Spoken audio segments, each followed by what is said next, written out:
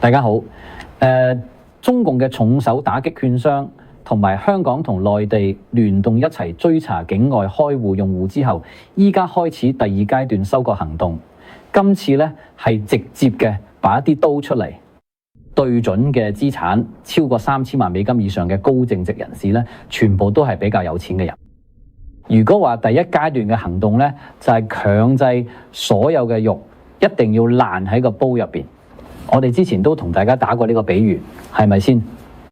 咁而家嘅行動可以話係中共開始急不及待嘅揭開個煲蓋，率先落手打撈，佢選最有價值嘅肥肉，準備要大快朵咁啦。但係講句老實，其實我都冇諗過佢哋會咁快有動作。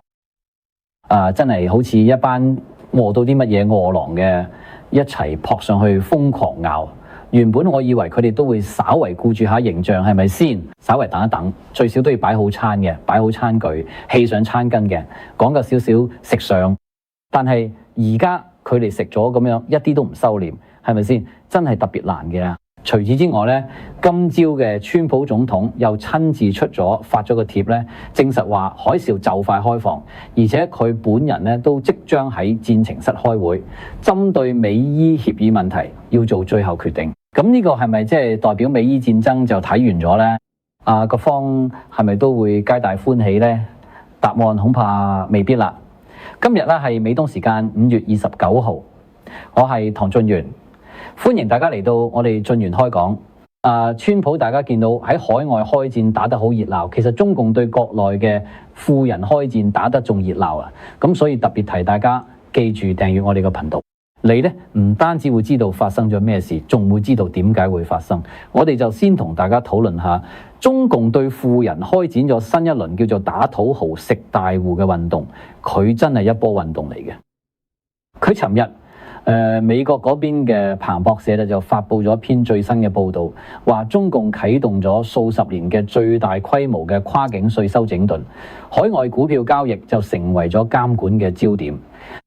呢篇報道咧，佢首先就引用咗一個好簡單、幾有代表性嘅案例，話有位住咗北京嘅科技公司高層叫 Tom， 話咁多年嚟一直都有買賣海外股票，從來都冇引起當地政府有咩負面反應，亦都冇人理過嘅。英美嗰邊呢種行為呢，當時呢其實好普遍，對好多人嚟講，政府其實長期以嚟都係採取咗唔見咗嘅態度，係咪先？其實佢哋好清楚有呢種情況，但係基本上都冇乜理過。但係呢，今次就唔同啦。今次講緊呢個 Tom 呢，好快就收到第一個警告，算係一個信號啦。就係中共嘅稅務機關揾上嚟嘅，話佢哋海外炒股票賺咗錢，一下子就開咗張10萬蚊人民幣嘅稅單俾佢。當然10萬蚊人民幣對佢嚟講其實唔算多，但呢個只係一個開始。咁耐之後，監管機構就再進一步咧，直接封咗 Tom 做海外交易嘅渠道。佢仲知道話同佢一樣遇到同樣情況嘅，至少都有幾十萬人。不過報道就話，其實呢個行動主要都係針對嘅有錢人開呢啲罰單，其實都唔算罰單，叫做稅單或者補稅啦，意思都差唔多，大家都明啦。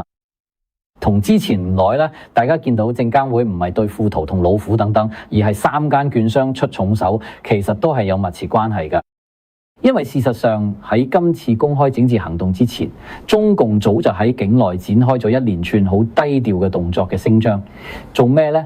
就係為咗向富人階層咁多嘅稅收，稅務機關嘅執法力度咧係日日加大嘅。幅度咧好明顯，咁呢個報道咧仲特別引述咗一位知情人士透露咧，話喺北京、上海同廣州其實我覺得深圳都應該走唔甩。佢話有啲咁樣嘅富裕階層、高淨值人士，已經有人被通知話對佢哋查稅嘅行動可能會追溯到最少2018年，即係差唔多而家2026年，係咪要倒查8年？佢被釘上嘅人咧，通常都係喺富豪嘅，喺個戶口入邊咧，通常都有超過3000萬美金。即係呢啲人咧，其實基本上都係中國人，有中國國籍。好多人其實都有睇到外國護照，但係佢哋又返中國住。當然可能就係想兩邊都兼顧，係咪？兩邊嘅着數都想睇晒嘅。其中有啲人就用離岸信託架構去管理佢嘅財富。但係就算咁樣咧，其實都走唔甩。跟住有知情人士就透露，呢班人而家要面對高達20%嘅投資收益稅。如果你逾期交稅，即係過咗個期限，仲有機會要俾進一步罰款啊！而且咧，最終要交幾多錢呢？據講有時都可以傾下咧，大家要留意呢個細節。呢度其實隱藏咗好重要嘅資訊，我哋陣間會同大家詳細拆解嘅。跟住我哋繼續講翻呢篇報道，報道就透露咗一個重要嘅資訊，話而家針對呢啲富人徵稅嘅行動，暫時都未有任何官方通告。淨係得當事人同埋當地稅務官員嘅私底下處理，去接觸私底下傾，話喺稅務官員而家加大力度施壓，甚至有喺極端情況之下，仲會威脅話要用警方力量對付呢啲人，話要拉人。而且仲有啲更加狠嘅報導就話咧，呢個衝擊面其實已經延伸到機構嘅層面，唔淨止針對個人。根據一間叫做 DLA Piper 嘅律師行咧，佢哋直接出嚟表示啦，外資透過咗合規嘅境外有限合夥人，用呢啲架構去投資中國境內資產。當佢哋想退出嘅時候，呢個叫做資本利得稅率，比地方當局靜靜啲，由原本10%嘅預扣稅，直接就飆升到25%，一下子就多咗1倍有多，稅率翻咗1倍有多，而且咧仲有啲案例咧，據講咧仲可以追溯以前。咁所以呢篇報道一出咧，今日大家見到喺網上咧，特別係華人圈、中文圈度咧，就好似引爆咗一枚深水炸彈咁，一下子就炸鍋晒。大家先發現，原來早啲水面底已經開始咗一場好殘酷但又冇煙硝嘅獵殺行動，而獵殺嘅目標就係佢有錢人啊、富人啊。咁由呢篇報道入邊咧，我哋可以睇到啲咩對我哋嚟講比較重要嘅資訊呢？咁首先呢個毫無疑問就係你會見到中共開展咗新一輪所謂打土豪、分財產、食大戶、捉大魚嘅運動。我哋之前都反反复复講過啊，中共70幾年嘅都係嘅。雖然佢哋嘅領導人而家着咗西裝，睇埋學歷，咩碩士、博士都有，但佢哋骨子入邊嗰種本質咧，其實從來都冇變過。佢嘅本質就係邪教加匪幫，除咗識搶錢、識打劫之外，佢其他嘅從來都唔會正正式式咁搞經濟。所謂搞經濟、搞建設，其實只係毛澤東年代嗰陣，佢哋係明搶。而家就變咗做黑幫勒索、黑幫式咁樣暗地裏搶錢。其實我見到仲有唔少人居然喺網上發言拍手叫好，話佢有錢人嘅階層明明都已經走咗去海外，然後喺國內又想啲着數咧，即係兩邊都想着數咧。所以對住呢啲人咧就應該咁樣查嘅。但係大家有冇諗過啊？中共點解要咁樣竭澤而漁？梗係因為佢哋。我就話佢哋經濟一定係個窿好大，隨時就崩潰。財政個窿真係補唔翻，佢已經冇辦法啦，所以佢唯有搶劫民財，用呢啲方法去填補。係咪竭澤而漁嘛？咁即係咩意思？即係話收割呢批有錢人只係第一批，啱啱先開始啫。呢一批收割完之後咧，自然下一批就輪到去比較中等嘅有錢人啦，跟住再下一批。可能就輪到佢一般比較富裕嘅家庭。你可以見到呢個同當年中共搞土改嗰陣就係一個模式咩？係咪一開始就殺地主，跟住就輪到富農，再之後就輪到中農，最後連嚟比較中等嘅農民都唔放過。咁你哋憑下中農屋企嘅隔夜種子糧咩都唔剩，全部都俾你抄晒家，全部都收走晒。所以當年餓死幾千萬人嗰場大饑荒，其實就係咁樣嘅嘢。其次咧，你可以見到咧，呢一批中共佢哋今次行動嘅定位好清楚，淨係針對住呢一批目標。佢哋搶劫嘅地點咧，首先佢哋都係北上廣深，全都係一線城市嘅富豪，資產規模咧就定咗3000萬美金以上嘅富人。所以咧，呢個模式下一階段我講過，必然就可能輪到2線城市嘅富人，資產規模咧有可能就係起步價，係咪？有可能會再降。變成500萬美金或者800萬美金，差唔多係咁樣。再之後咧，可能就輪到3、4線城市嗰啲資產規模咧，恐怕就會進一步降到幾十萬美金以上。反正就有柴大家發，大家發就唔係大家發財嗰個發，係咪？而係懲罰嗰個罰，係咪？呢個罰款嘅罰，反正就係肉已經爛咗喺煲入邊，邊個都走唔甩啦。如果話之前打擊券商啊，包括香港金管局嘅倒查海外開戶等等，呢啲做法就等於幫個池塘起咗圍牆，唔准啲水流出去。依家佢哋做嘅就開始等於喺個池塘入邊將網捉魚、捕魚嘅，跟住就會按大中小日分階段嚟嘅。